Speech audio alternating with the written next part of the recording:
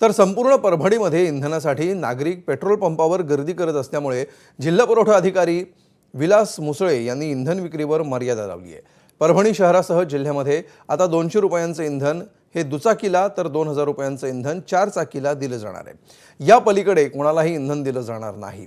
त्याचबरोबर बाटली, कॅन आणि टाकी यामध्ये इंधन देण्यावर देखील प्रशासनानं बंधन लावलंय। कोणीही इंधन नसल्याच्या अफवा पसरवू नयेत।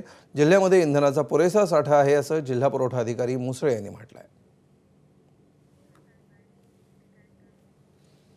तर अहिल्यानगर जिल्ह्यामध्ये पेट्रोलचा पुरेसा साठा उपलब्ध असताना सुद्धा पेट्रोल संपणार अशा अफवांमुळे नागरिकांमध्ये भीतीचं वातावरण निर्माण झालंय। या भीतीपोटी अनेक नागरिकांनी पेट्रोल पंपावर मोठी गर्दी केली आहे। ठिकठिकाणी रांगा लागल्याचं चित्र दिसतंय। दरम्यान पेट्रोल तुटवड्याची अफवा पसरवल्यास आता गुन्हा दाखल होणार आहे अशी माहिती जिल्ह्याचे अधिकारी म्हणजे जिल्हाधिकारी डॉक्टर पंकज आशिया यांनी दिली आहे। असे जे इलिगल ऍक्ट करणारे जे लोक आहेत त्यांच्या विरुद्ध स्ट्रिक्ट ऍक्शन आम्ही प्रपोज करतोय आणि त्याच्याबद्दल पोलीस डिपार्टमेंट सोबत कारवाई करून त्यांच्यावर गुन्हा दाखल करण्याची सुद्धा कारवाई करण्यात येईल। तर मी असे अफवावर कोणी विश्वास ठेवू नये याच्यासाठी मी सर्व नागरिकांना परत विनंती करतो। एबीपी माझा, उघडा डोळे बघा नीट।